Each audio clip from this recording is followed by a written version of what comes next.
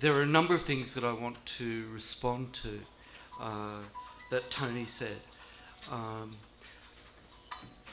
I've had the very, very good fortune of being at a number of Tony's presentations, and each time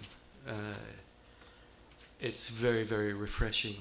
And what I found, and I actually think that this was the best of Tony's presentations. Why did I think that? Because David started this conference with a call to thinking deeply about curriculum and about pedagogy and about how we embrace the challenges of that. And I don't think, for me, I've heard such a rich discussion of bringing curriculum into the challenges of the 21st century and ensuring that we maintain foundations of knowledge that will be useful to addressing those challenges since the time when I was sitting with people in the Queensland Education Ministry talking about new basics when they had specifically that question. What are the basics that people need to know? What knowledge, skills, dispositions do young people have to have in order to negotiate a worthwhile life in changing times? And Tony gave you a very, very practical example of how you use deeper thinking to address that challenge. And you know, I feel really humbled by that. I think that was excellent. And it responds to one of the questions that I want to put to you today. The other thing that Tony made me think about when he was giving me the examples of the Ofsted proclamations to the school and the school teachers' responses to that. My wife is a nurse. She does important work. And when she was in her training, the managing director of the hospital gathered all of the student nurses in front of him. Must stop taking. You have to stop pilfering our pens, was the message. That way we can buy X-ray machines and you know, scans and all of that kind of thing. I've never been so grateful to a leader in my life because it meant that I was never ever short of a hospital issue pen.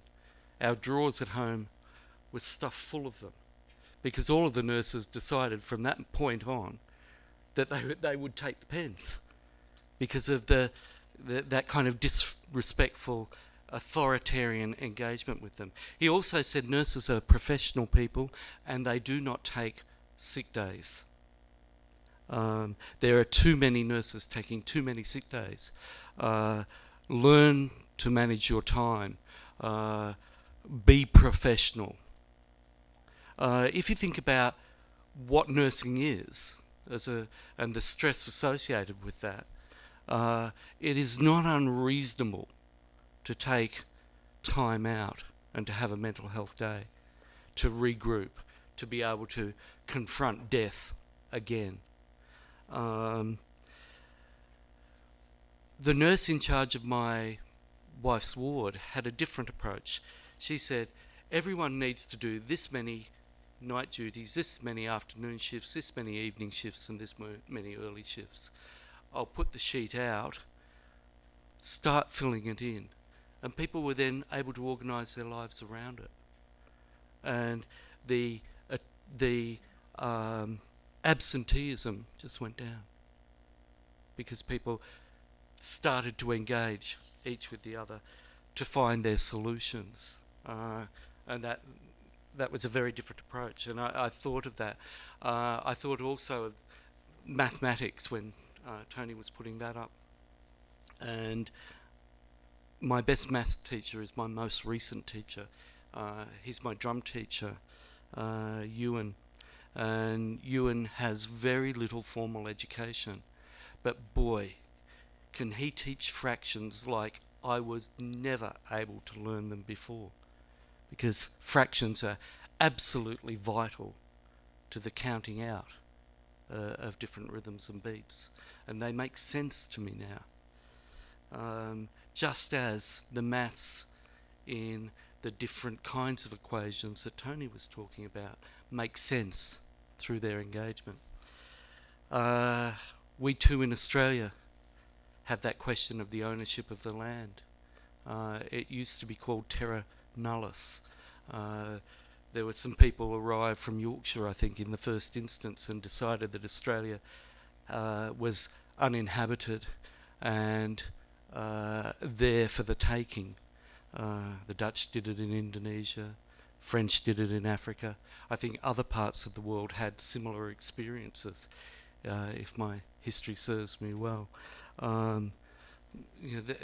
These are lessons we can draw from. So I just thought that was a wonderful lesson in curriculum, and it wasn't where I was going to start. I was actually going to start by conducting a research exercise here, and I was going to ask each of you to raise your hand if you have children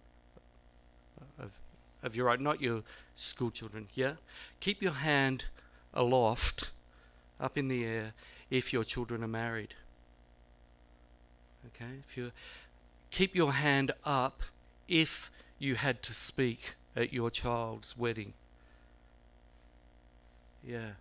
Keep your hand aloft if you were very, very nervous about that.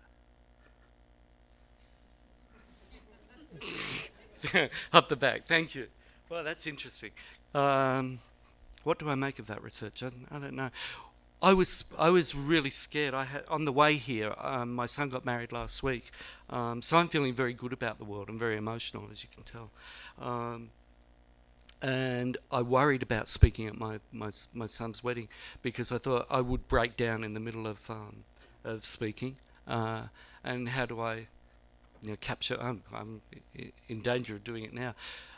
So even though I write and talk for a living, I thought I better get advice on this. So I naturally went to Professor Anthony Perret at McGill University in Montreal. He's a professor of discourse and writing, and I thought, well, who better? Who better? And Anthony gave me the following advice. Roger, what's the big deal?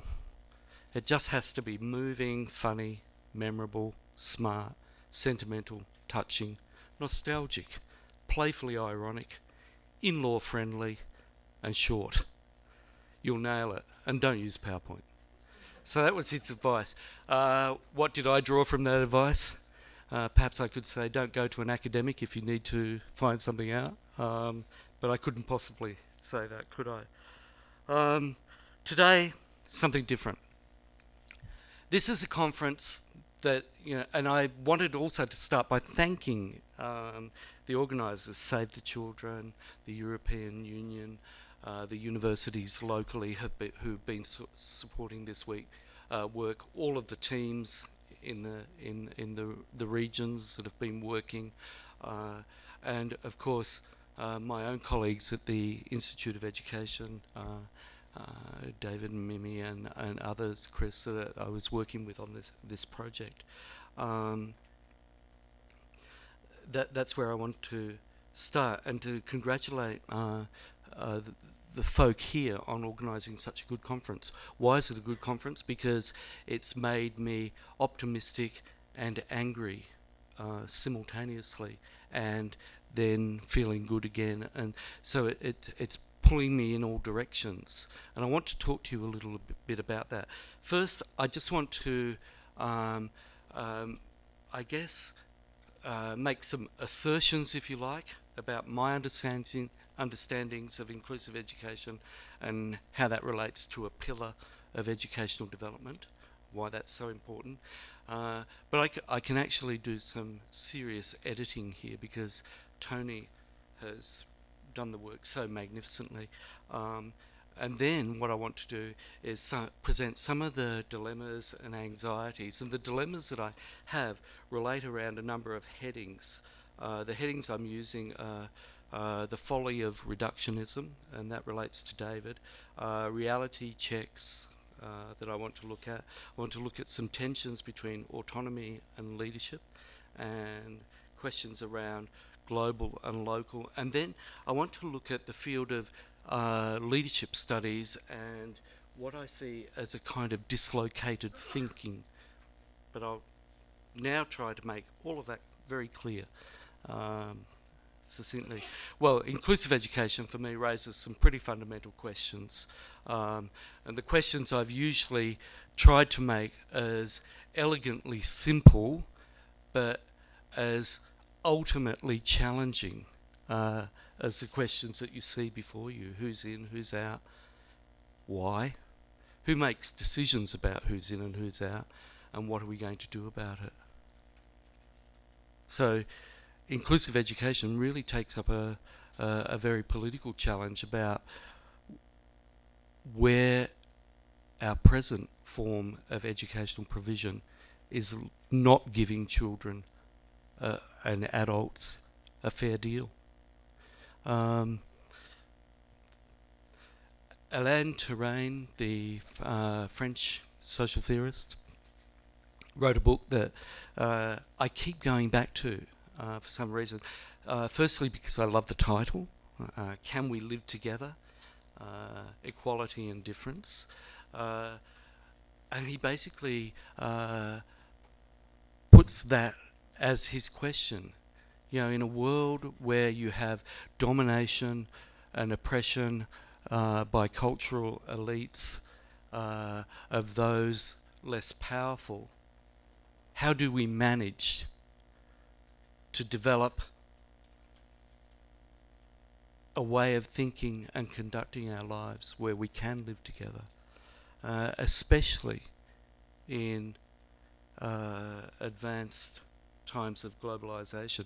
Not that globalization didn't exist before. I won't spin off into that discussion. The other thing I like to do is to put a picture of the author next to their work, because I think what that does is show that these ideas are living and changing, and that they come from people's heads and are therefore contestable, and we need to engage in debate with each other. He also said that the spirit of a society can be best gauged by its judicial and its educational system. And it's real, and I've tried to apply that measure to different places that I'm from. For example, Can We Live Together? Look at the judicial system or the legal framework of Australia. For many years we had what was called the Immigration Restriction Act, which basically was a colour bar. It was a gate at the immigration desk that said, if you are of colour, you don't make inquiries about living in Australia. It was as simple and as abhorrent as that. That changed relatively recently in my lifetime. But it's interesting, if you look at the Disability Discrimination Act, and if we were to try to reinstate the Immigration Restriction Act, I think that quite properly there would be a tremendous outcry, and there must be. But we have a Disability Discrimination Act of 1992, and there's an exemption, the Immigration Department. So if you come to Australia seeking to live there from elsewhere and you have a disability, you can be denied. But it doesn't register protest on the public Richter scale. of dissent. It just doesn't happen. It's not mentioned. But people suffer daily by that. And because the assumption is that if you are a disabled person, you will naturally be a burden upon the state. So Terrain is talking, as Tony was, about the point I need to make is, so what's his solution? He says, well, basically a democratic education. And it's interesting, if you go back to many different writers, who will I pick? Bernstein, 1996, his book at the time, where he says one of the preconditions for a democratic education is inclusion. And when he talks of inclusion, he says, I do not mean absorption. I do not mean assimilation. Inclusion is something altogether different. Inclusion is, as Tony Knight in Australia would describe it, an apprenticeship in democracy. An inclusive education is an apprenticeship in democracy. So what he's putting up is a notion that education is very much an expression of values and ethics. And it's interesting, Julie Allen, talking about inclusive education, says that inclusive education is an ethical project. It's a project about the kinds of values that we saw in Tony's matrix, but it's also an ethical project that we conduct upon ourselves. Who are we? What do we stand for? How do we conduct ourselves? And then how do we cultivate that and educate in that in schools? Not done so well in our national curriculum, I think. Inclusive education, I was also going to say, is contingent. It relies so much on context, and we've talked a great deal about context at this conference, as we should. We haven't unstitched it as far as we might, and Tony commenced, and certainly Professor Wilkins yesterday was engaged in that exercise. It is complex, and it really doesn't lend itself that well to becoming an airport book, where step 1, step 2, step 3. And one of the disappointing things in the conference to me, and and I'll lapse into this too, I know, it's how we work on ourselves about this, is the default that we have of moving into lists and seeing things working almost in linear fashion. And at times I felt like I was at a school effectiveness and school improvement congress back in the 1980s. 5 factors, 7 factors, 11 factors, and so it just kept growing. How we go into the depth of thinking about these elements, we need to do, and I don't think we've done that as well as we might.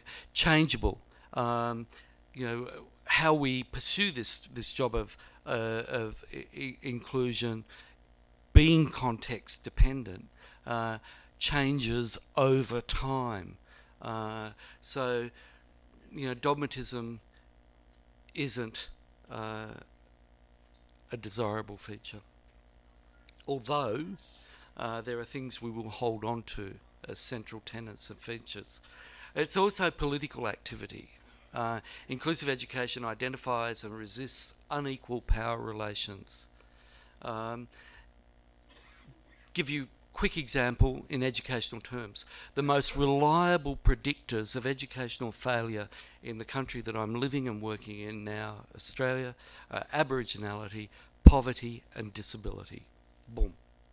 Okay, so if you're going to start to develop inclusive education, you're thinking about all children, and therefore you're starting to have to think about those central issues. And how do you engage with issues of poverty?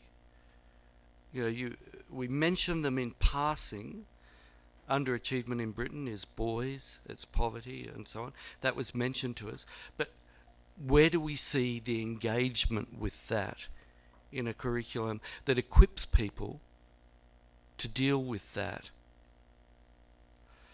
Inclusive education is a project for world change, local and global. Tony spoke at length about that. It places us in positions of difficulty. Sometimes we have to be polite, perhaps, but steadfast in saying, no,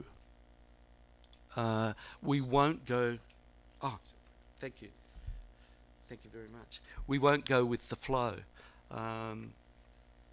We have to be, as I put it, and Raphael put it yesterday, you know, there's an element of advocacy in all of this.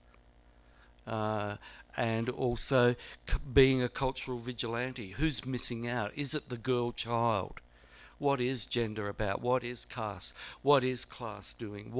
And so it goes. What about language?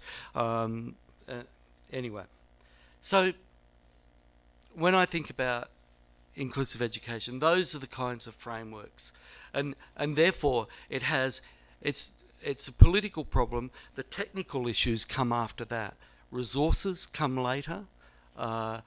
Curriculum, teaching, move into that order. How do we answer these profoundly political questions with these tools that we have?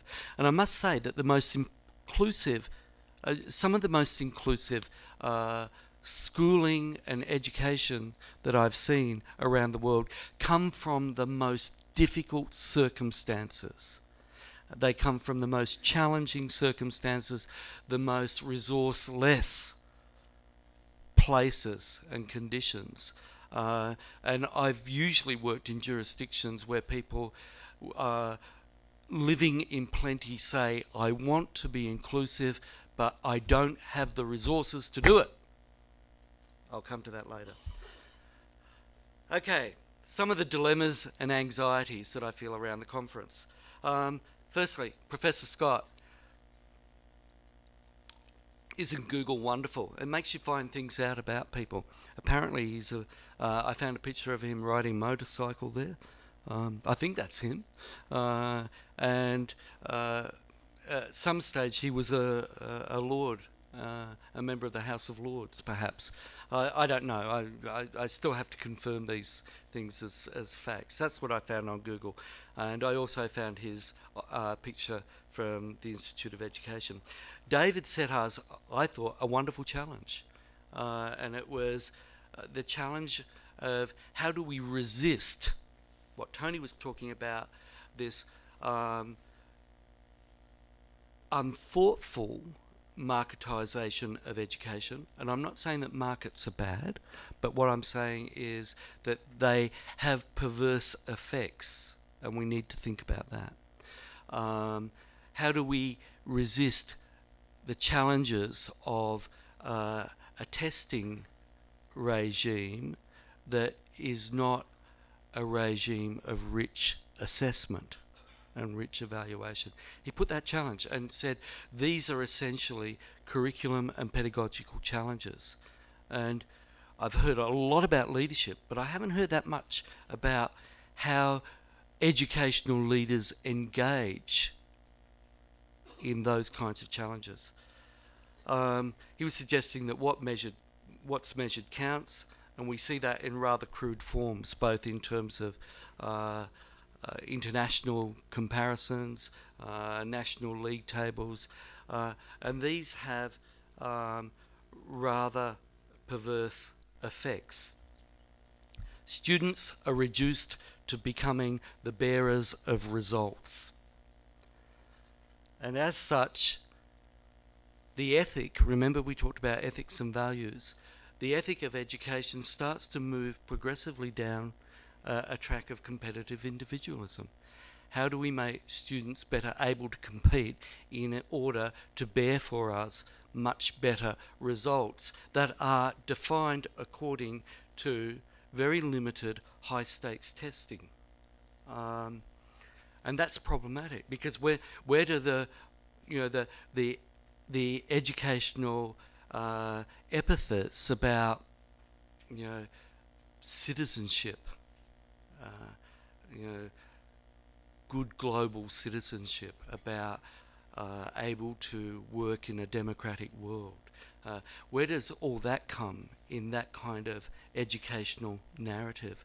And it sets up problems so that schools start to see their populations as either productive or risky. Risk-averse schools fail to see mistakes as learning tools, as procedural steps in achievement. And I start to ask questions about that. Is a hospital that doesn't accept patients with poor prognoses for survival and publishes its excellent recovery rates an excellent hospital? Equally, is a school that won't enrol students that look like they'll underachieve and publishes good results an excellent school? How do we react to this kind of thing? Well, different scenarios emerge. One might be that we improve students, and you start to see, for example, as you do amongst college students in America, the uptake of what are called smart drugs, so that drugs ordinarily dispensed for the treatment of failing memory conditions are used as a cramming device before examination. We're starting to see the greater dispensing of drugs to help pacify and make students more attentive and docile. Now, I'm not saying that attention disorders don't exist, but what I am saying is that in schools that don't always engage their students and disaffection and disruption starts to emerge, it's very easy to pull in that net students who don't have disorders but can be treated very well under those same mechanisms. And there I invite you to look at the work of Stephen and Nicholas Rose. Another response might be that, okay, well, if it's not the kids, let's improve the teachers. And this is not me saying don't improve teaching, but junk science emerges. The galvanic skin response bracelet. Who's heard of it? Yeah. This is a Gates-supported project, millions. The idea is that if right now we put on each of you one of these bracelets, it would measure your impulses, and you could get a reading of whether I was a good teacher or not, because if you're engaged and the pulse rate is up, I'm doing my job. Now, that might be an indicator of good teaching, but it might be an indicator of other things. Fear also stimulates. So I could use that as a tactic. Excitement, I could, well, I won't go into it. So there are problems in how we might respond. The other problem that I'm asking my colleague Michael Leunig, a wonderful Australian cartoonist, artist, poet. Google him, Leunig, Michael Leunig. You'll have hours of enjoyment. He has described the awful party, and here you have the host, very, very disappointed because he's been able to group his guests into the too ugly, the too awful, the too boring, the too pathetic, the too ugly, and so it goes. And there's no one left to talk to. And my worry, and so what I'm arguing there is that you start to see the emergence of niche schooling for these, a more vigilantly calibrated school population. We're starting, and I'll come back to this, we're starting to classify and categorize and push students to the margins and to other places more vigorously now than we ever have. In deference to those who speak French, I've called on René Magritte, and the Australian accent is a thing of beauty in and of itself, as you've heard from a couple of speakers, but it was never designed for the speaking of French. So, would you read that out for us in a big, loud voice? That's how I wanted to say it. What does that mean? This is not a pipe. What is it? It's a representation of a pipe. And I think a lot goes on that is described as inclusive that isn't inclusive, but it is a representation of that. Okay? So, where is our probing discussion of pedagogy and curriculum when we're talking about leadership? I've heard more kind of tips than that. Anyway, but I was so reassured in hearing it from Tony. My next anxiety and dilemma is a reality check. I've taken that. I'd like to think it was a family photo. My parents were described as 10-pound poms. And what that meant was that they left England shortly after the war, and they paid a small amount of money, it was £10, to go to Australia. And they went there because they really didn't see a future in the north of England where they're living. I couldn't find their actual location of where they were living, but this is the kind of conditions that they would have been living in Burnley in the north of England. But I about up with a different description of what England was like. Whenever my mother talked to me about the English, and about England, I heard Robert Browning, "Oh, to be in England, now that April's there, take your raincoat." Daffodils. I had these chocolate box pictures of what England was, and that's her memory of it. And it was a memory suspended in time, suspended in a romantic version of England. And I worked and lived in England for 4 years recently. You know, I left about a year and a bit ago and went back to Australia. And the England that was described, that I heard coming from the narratives about leadership and about inspection, really didn't tell me about some of the deep educational issues that leaders and inspectors are confronting in England at this time. High rates of exclusion, a thriving pupil referral sector, which is a way that you set up a residual school system in order to make sure that you get the results. That's one interpretation, and very controversial. They didn't talk about white flight and how the middle class play or manoeuvre in order to get into the schools that have been adjudicated as the better schools, and the traffic of children back into more disadvantaged schools and so on. We didn't talk about high-stakes, low-learning, exam-oriented curriculum. We didn't talk about schools exercising what Dave Gilbourne and Deborah Udell call educational triage, where what I was talking about before, who's going to attain highly, who's not, maybe we move them on. And that doesn't happen just in Britain.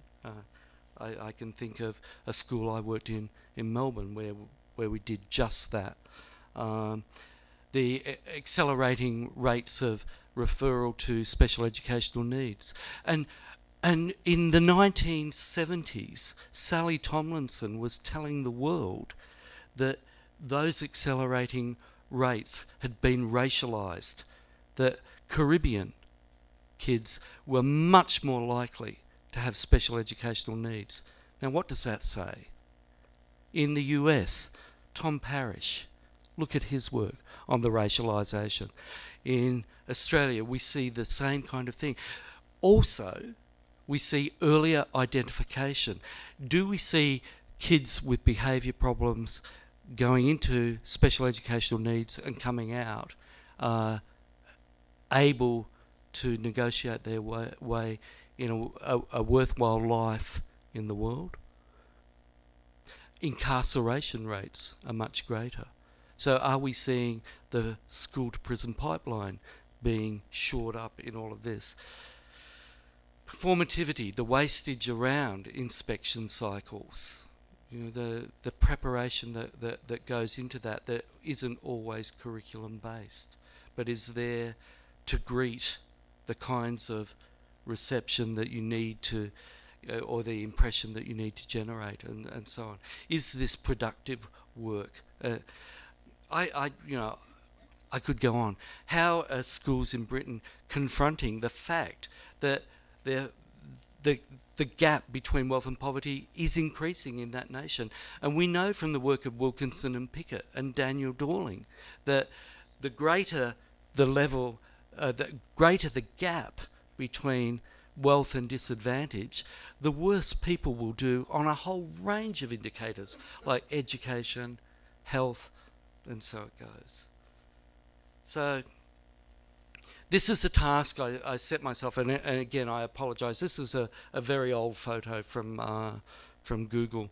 I set myself the task of trying to understand exclusion a little more, and I want to read you something. This is where I started off. I want to read you something very quickly. This is from Jeffrey Sachs, not the most radical economist in the world, but here's how he starts his book, The End of Poverty. Every morning our newspapers could report more than 20,000 people perished yesterday of extreme poverty. The stories would put the stark numbers in context. Up to 8,000 kids dead of malaria, 5,000 mums and dads dead of TB, 7,005 young adults dead of AIDS, and thousands more dead of diarrhoea, respiratory infection, and other killer diseases that prey on bodies weakened by chronic hunger. The poor die in hospital wards that lack drugs, in villages that lack anti-malarial bed nets, in houses that lack safe drinking water. They die namelessly, without public comment. Sadly, such stories rarely get written. Then he talks about a doctor in Malawi. This doctor knows what could be done. He knows that each of these patients could rise from their deathbed, but for the want of $1 a day. He knows that the problem is simply that the world has seen fit to look away as hundreds of impoverished Malawians die this day as a result of their poverty. The world has seen fit to look away.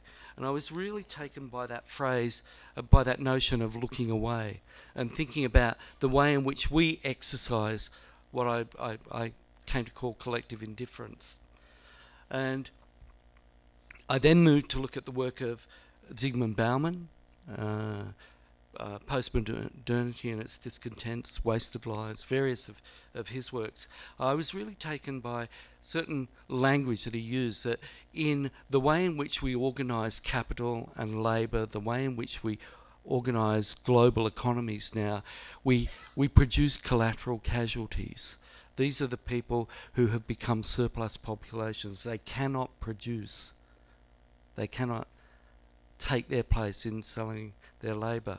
And we describe this, however, in very objective language. We talk about the terms of trade, we talk about the global financial crisis, we talk about those kinds of things. But the people who are suffering are suffering because of decisions that real people made, and the people that are suffering have names and postcodes. Okay? If we talked about it in that way, perhaps we'd think about it differently. We talk about an inclusive society. Governments parade that. Education jurisdictions talk about their inclusive education programs. But the reality is something altogether different. Richard Sennett, Zygmunt Bauman talk about us living in an age of ambient fear, an age of mixophobia, rather than inclusion and multiculturalism. In Australia, we're having an election in September. Our Labor Party, which is the party of the progressives, of the left, so-called. What's their platform? Immigration. Make sure that Australian jobs are kept for Australians. That's the mantra. Let's restrict the number of visas. Asylum seekers. These are the kinds of electoral. That's the electoral platform that we're producing.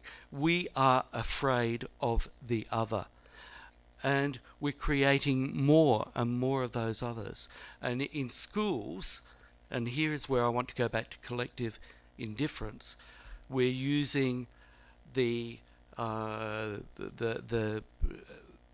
diagnostic statistical manual of mental disorders, which comes into a new volume either later this year or next year,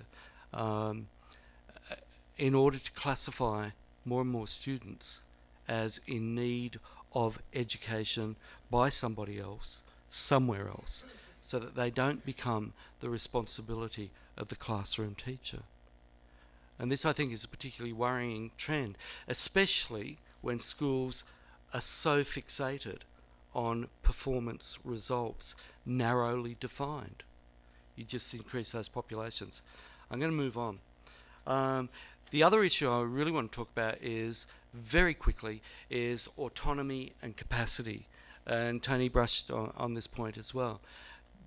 Local initiative provides the space for kickback, and I believe that I have seen, for example, in rural contexts, much more inclusive initiatives, because people haven't been able to refer and defer their children and their problems, and they've sat down collectively and said, as a village, as a town, what do we do about solving this, if you'll forgive me, bloody hard set of issues? And they do it in very imaginative and creative ways. And I saw that outside of Hyderabad. I won't go into detail and so on. I want to make a point about the difference between resources and resourcefulness. Resources and resourcefulness. There were 3 reports published in Australia last year.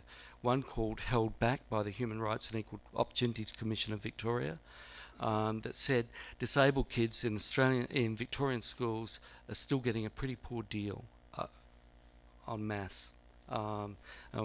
I won't go into the detail of that unless asked later.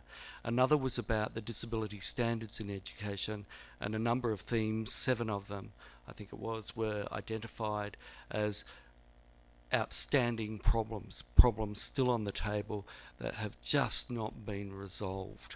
But the third report that I found particularly interesting was the report of the Auditor General in Victoria. And basically they said, since 2006, the Victorian Ministry of Education has distributed more than $2.6 billion to schools through the programs for students with disability. However, the government doesn't have the information it needs to determine whether PSD funding is being used efficiently or effectively. The department still knows very little about its impact on educational outcomes of supported students, in spite of having been told that in its 2005 report. Okay, and it's interesting, at the London School of Economics, Sandra McNally and I think it's Pierre Kelser have been doing report following boroughs and finding that tracking students who have special educational needs support, what they're finding is that where it's not having a negative impact, it's having very little positive effect. And what they're saying is that the funding isn't being used to build the capacity of teachers and schools to become more inclusive. It's being sectioned with the child and a teacher aide to mind that child, to not threaten institutional equilibrium. And this is a real challenge, and that's why we see funding, for example in the Queensland Ministry, just continuing to raise, go up and up and up, and the demand continue to increase. So the other question I have then, and here's where I need to finish, I know we have gone over time. The other question the thing about autonomy and locality, there's a program called Smarter Stronger in Queensland, which was an Aboriginal leadership development program. They've just finished the report on that, and what they've found is that in terms of helping to bridge the attainment gap, it's had very limited effect. There have been spikes.